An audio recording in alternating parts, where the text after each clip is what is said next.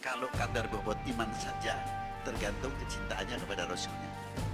Kalau begitu mau menghancurkan umat Islam, khususnya umat beragama pada umumnya, jauhkan umat ini kepercayaannya kepada para ulama, kecintaannya kepada baginda Nabi SAW. Goyahkan imannya dengan cara mengurangi kecintaannya. Kalau sudah goyah kepercayaannya dengan penuh suudzon kepada Rasulullah SAW, umat ini fantadiru sa'ah, tunggu saja hancurnya. Begitu pula bagaimana cara menghancurkan pemerintah. Sebab setelah TNI Polri, kekuatan Indonesia adalah barisan atau pertahanan semesta rakyat. Goyahkan dahulu kepercayaannya kepada pemerintah. Kritik, bikin hoax. Supaya apa? Pemerintah tidak ada wibawanya. Kalau semua rakyat ini, kita ini sudah kurang percaya kepada pemerintahnya dan selalu mencari kelemahan-kelemahannya, tunggu saja Indonesia untuk dihancurkan. Wahai bangsaku yang kubanggakan, jawab yang tegas. Relakah negerimu terpecah belah? Melempem jawabannya. Tunjukkan kalian bangsa Indonesia yang mempunyai patriotisme. Tunjukkan ketidakrelaannya kalau Indonesia dihancurkan. Wahai bangsaku yang kubanggakan, relakah negerimu terpecah belah? Itu baru jawaban.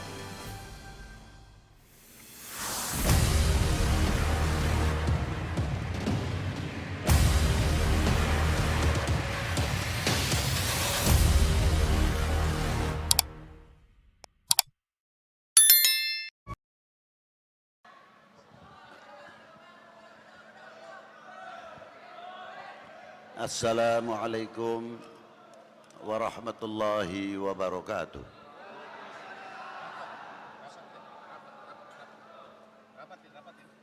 Alhamdulillah, alhamdulillahil aliyul qadir. Wassalatu wassalamu ala nabiyyit tahir. Hujjatullah wa rahmatan lil alamin. Al-Bashir Nadir Wassirajil Munir Miftahid Daris Salam Fi maq'adi sidqin inda malikin muqtadir Wa ala alihi wa sahbihi wa sallim. Amma ba'du, yang saya hormati dan yang saya banggakan para sesepuh, bini sepuh, para alim ulama, para habaib, khususnya Abuna al-Kiram Al-Habib Idrus Al-Jufri, atalallahu umruhu fi sihatin wa afiyah. Maaf apabila saya tidak bisa menyebut satu persatu, tidak berarti mengurangi hormat kita, takzim kita kepada para beliau. Yang saya hormati bapak-bapak dari Forkominda, provinsi, kabupaten atau kota, atau yang mewakilinya.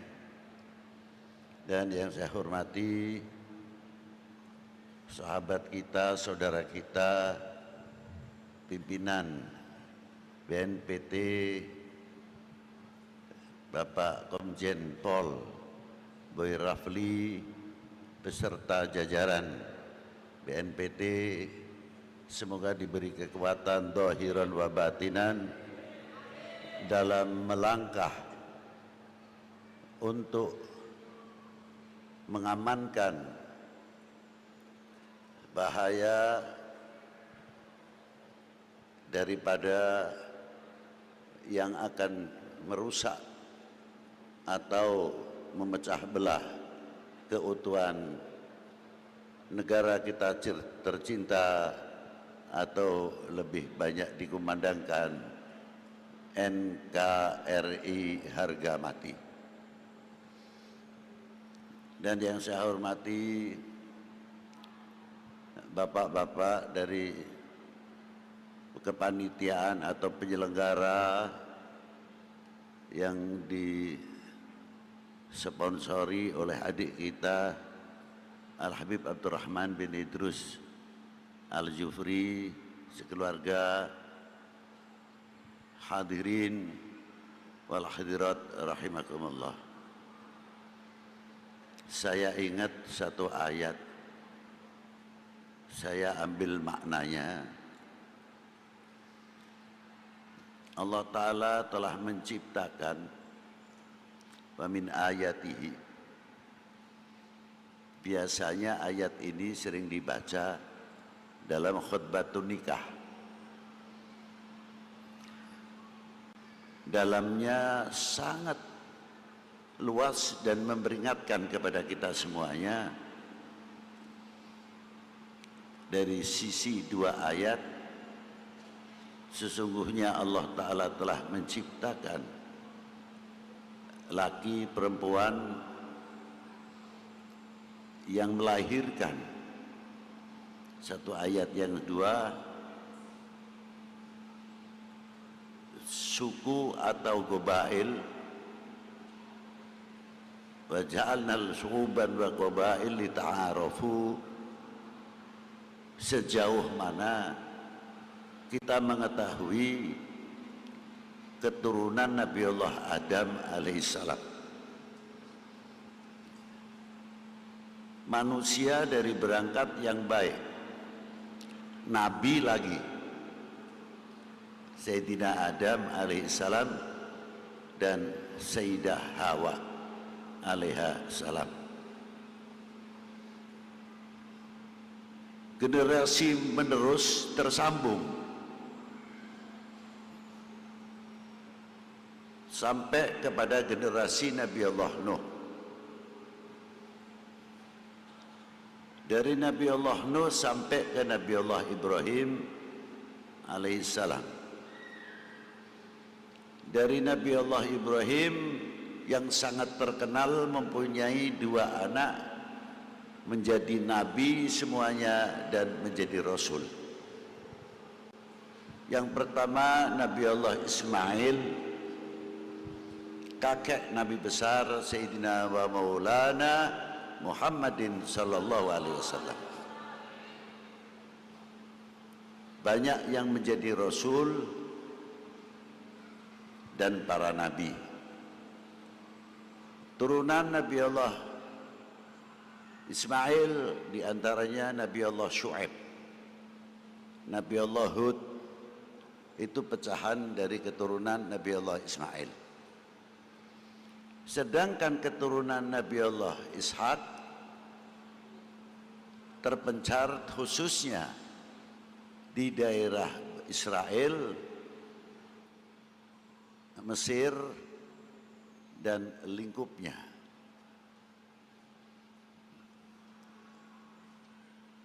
Maka apabila kita mau melihat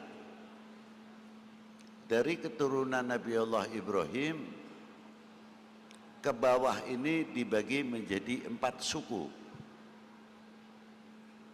Yang pertama Arya. Suku Arya ini yang melahirkan Persia,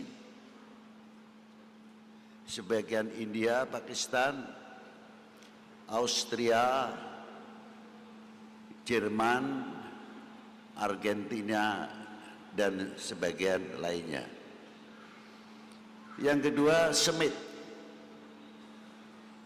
Yang pertama Semit melahirkan Al-Arabi, bangsa Arab dari keturunan Semit. Yang kedua Eropa, itu satu dari Semit.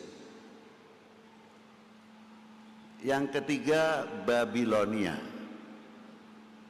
Babilonia yang menurunkan Afrika sampai ke Irak.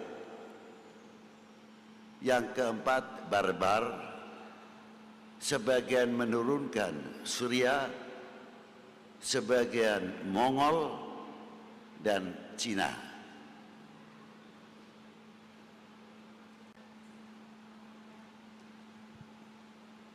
Bila mana kita itu mengetahui setelah Allah Ta'ala menciptakan gobail atau suku bangsa, dan kita mau memahami apa yang ada di dalam lita'arafu untuk saling mengenal, bukan sekadar saling mengenal. Oh, Habib Lutfi hidungnya panjang, turunan Arab. Oh, Belanda turunan Eropa. Bukan itu. Bukan memandang pasang surut kulit berwarna, bukan itu. Sudah dibekali oleh Allah Ta'ala lita'arafu itu dengan apa? Inna akramakum indallahi atqakum. Sejauh mana kita atqa ini? Atqa bukan 5 waktu atau menjauhkan dari larangan Allah Ta'ala saja yang namanya takwa, tapi mengerti apa yang telah diciptakan oleh Allah Subhanahu wa Ta'ala. Kenal sesama suku bangsa ini. Bila mana kita jauh mengenal lita'arafu yang dibekali atqakum dari takwa kalian, dunia ini akan damai dan aman. Tidak akan terjadi suatu pecah belah. Tidak akan terjadi intervensi di antara suku bangsa itu sendiri. Karena apa? Tahu hak-haknya suku bangsa. Negara ini akan menghormati negara yang satu akan menghormati dan saling melengkapi segala kekurangannya di antara satu sama yang lain. Kembali kepada kita sendiri sekarang. Lita'arafu untuk bangsa Indonesia, sudah sejauh mana kita mengenal lita'arafu? Saya beri contoh yang simpel, ya agak panjang. Apa di antaranya? Kalau orang makan, entah itu sarapan, makan siang, makan malam, nasinya sudah tersedia dengan baik. Saya pernah bertanya sama guru saya, dan saya melihat beberapa ulama-ulama dan para habaib, kalau mau dahar itu cindungnya dipakai, kopiahnya. Paling tidak kaosan yang rapat, bukan kaos gantung. Sarungnya rapi, yang tidak berkopiah sisiran dengan baik.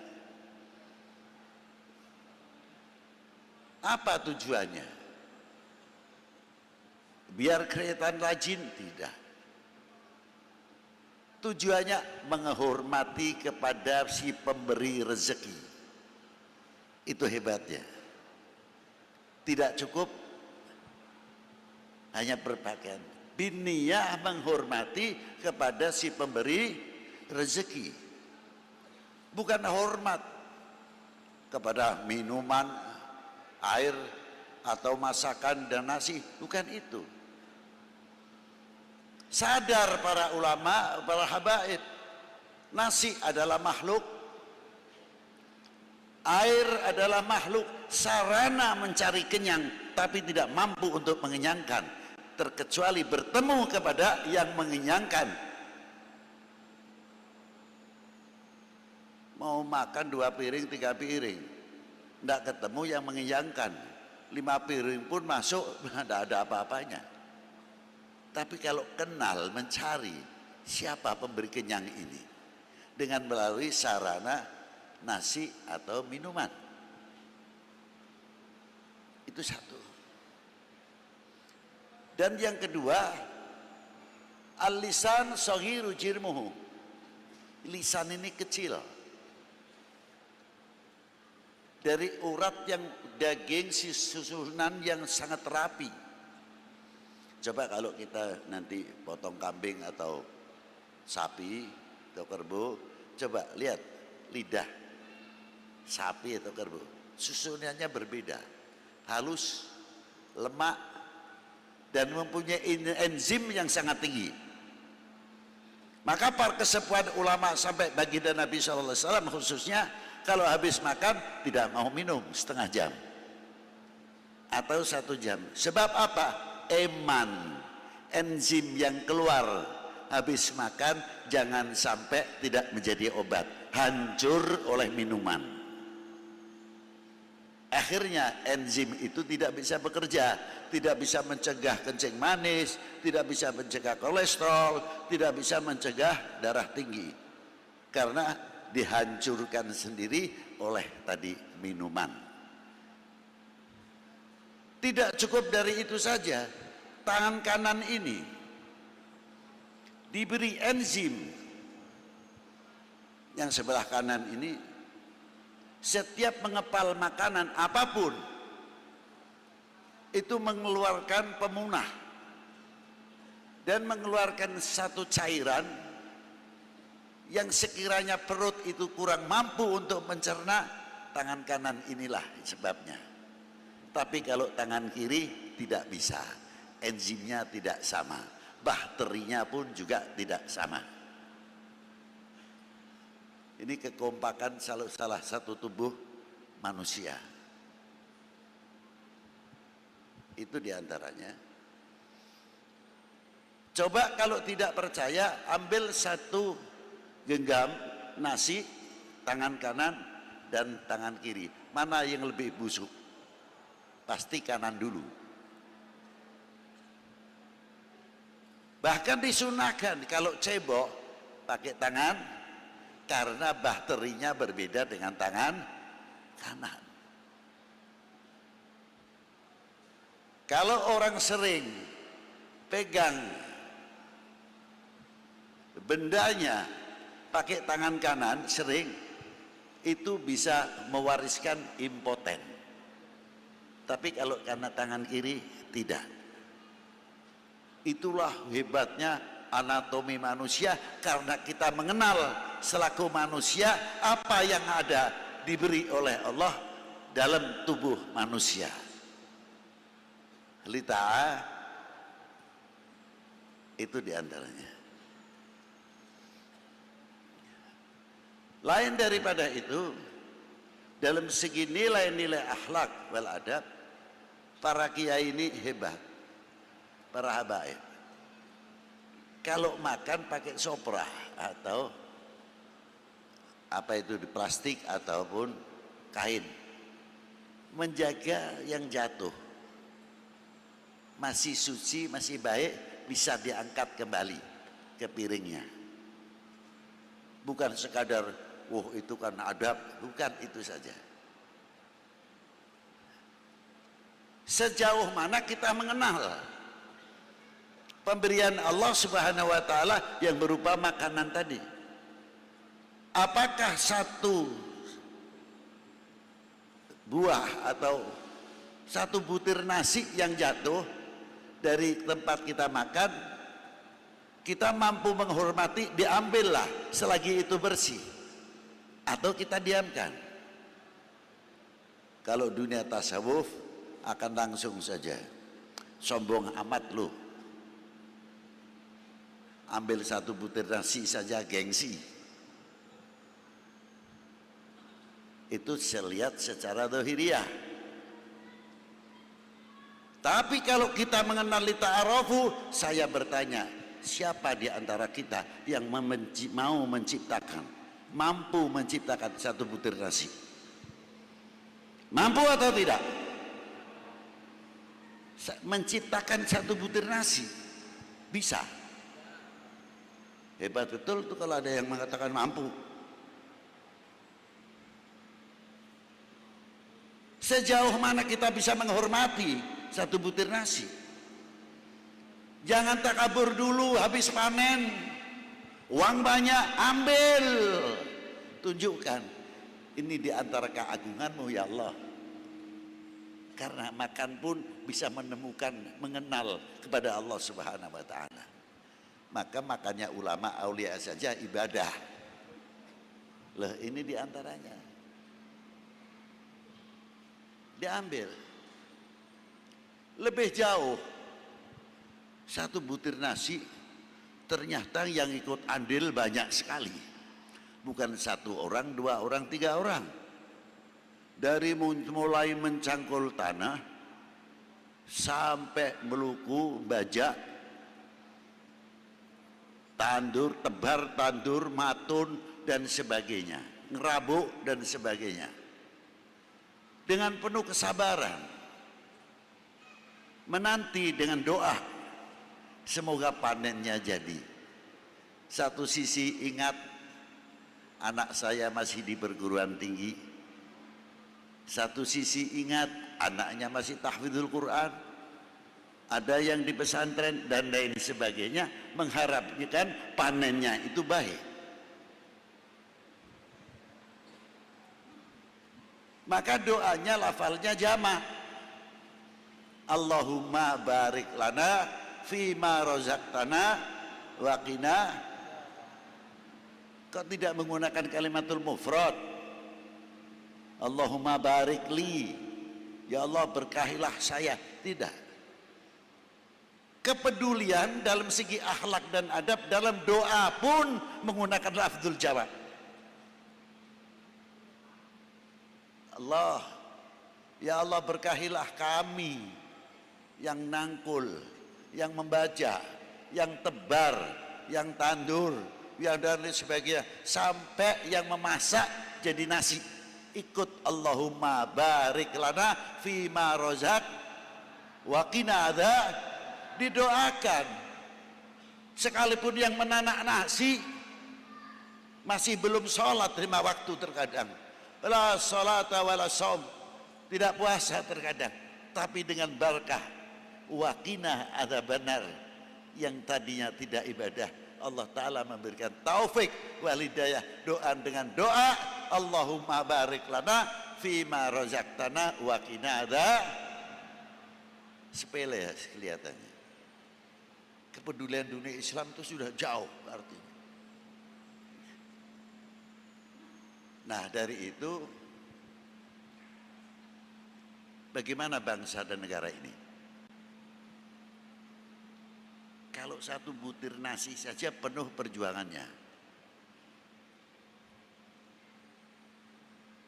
Coba kita pernah ingat tidak? Maaf saja, maaf wahai saudara-saudaraku yang kubanggakan. Ketika kita makan dengan enaknya, lauk pauk yang cukup, bagaimana ibu kita jerih payahnya? Terkadang dapat 75.000 atau 50.000. Membagi 50.000 ke pasar, beli tempe, tahu, daging, terkadang yang tulang untuk campuran sayur bening, sayur asam dan ingat ibu itu anehnya, kesenangan anak pertama senangnya apa, anak nomor 2 apa, ini ibu. Kalau kita ingat bagaimana perjuangan bapak, pagi terkadang berangkat belum sarapan, asal tanya sama ibunya, nyi kumaha barudak pada sarapan acan. Alhamdulillah Kang, sarapan itu alhamdulillah, lebih berangkat bapak. Kalau dia makan enak, yang dilihat pertama kali siapa? Anaknya.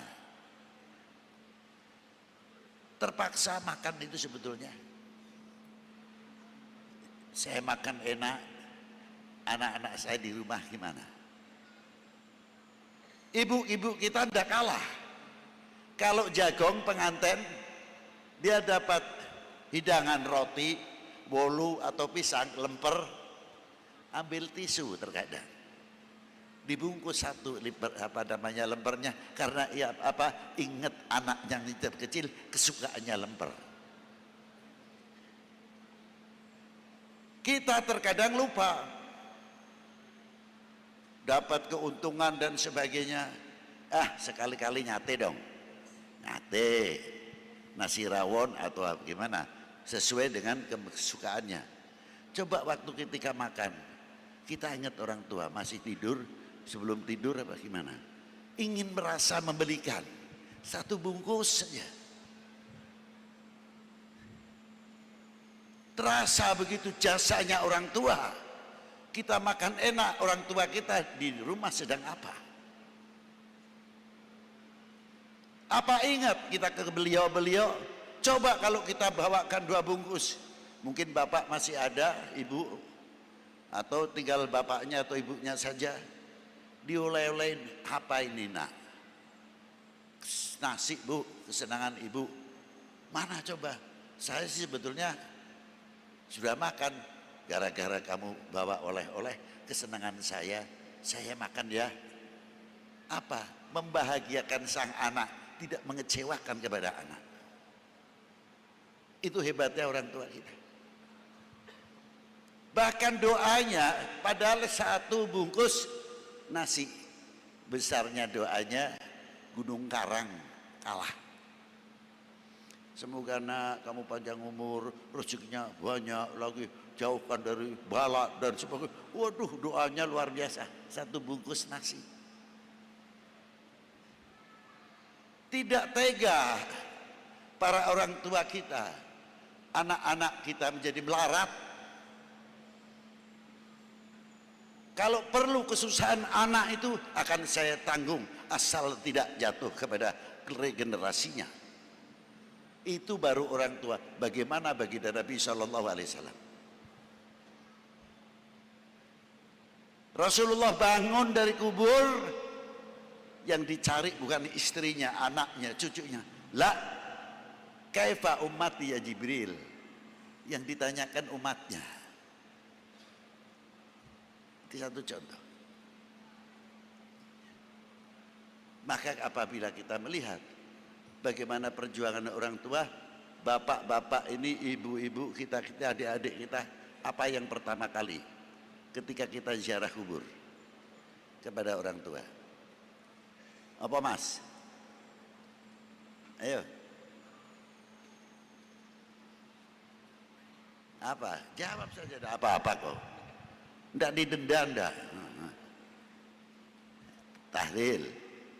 Terus yasinan. Lainnya apa?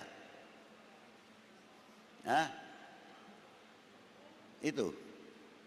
Pernah enggak duduk di samping kuburan sang ayah atau sang ibu?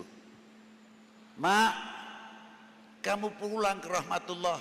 Saya belum bisa membahagiakanmu nak. Saya belum pernah membahagiakanmu pak. Saya masih jadi anak nakal. Selalu mengirimkan fitnah kepadamu, bukan rahmah. Coba. Menyesal. Doakan mak, pak, mintakan sama Allah. Walaupun mak bapak sudah di alam baka, berilah saya ya Allah orang yang tidak menjadi mengecewakan kedua orang tua. Apa pengganti taat kepada kedua orang tua? Akan membangun kerukunan, kekompakan, sehingga rumah tangga tentram ayam, tidak kemasukan hoak, akhirnya anak atau kakak adik pecah. Itu diantaranya. Ma'asyiral muslimina rahimakumullah. Kembali, 1 butir nasi saja sudah begitu hebatnya. Bagaimana bangsa dan negara ini? Bapak-bapak, adik-adik kita ini tahu merah putih berkibar. Punya kontribusi apa? Hah? Sudah sejauh mana kita mempunyai kontribusi untuk bangsa ini dan menjaga? Sejauh mana?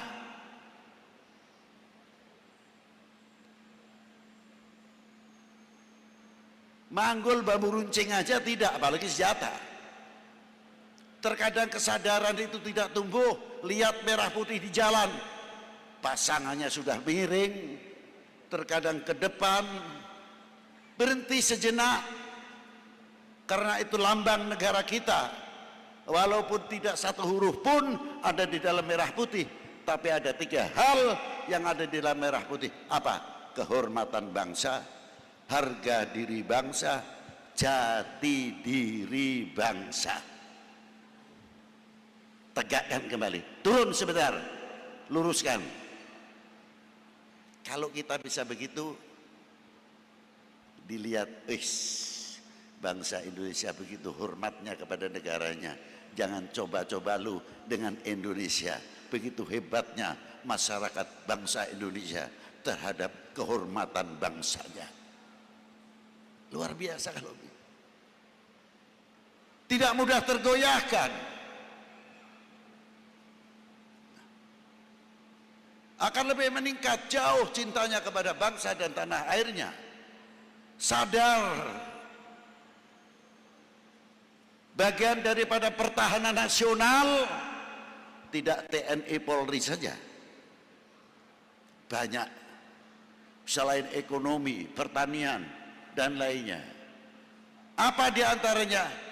Kita harus menjaga keutuhan ketahanan nasional, keutuhan NKRI. Dari apa? Bahayanya yang kita tadi sebutkan, radikalisme sama intoleransi.